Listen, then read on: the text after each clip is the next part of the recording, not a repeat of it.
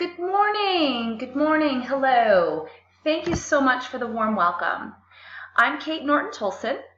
I'm a communications specialist for Heart Communications, and I'm here today to discuss with you strategies for effective business communication. As most of you know, in today's business world, we are able to communicate in a variety of different ways.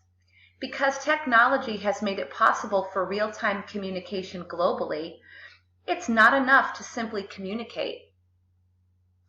Email, text messaging has taken out the formality of how we communicate with one another, our business associates, and our customers.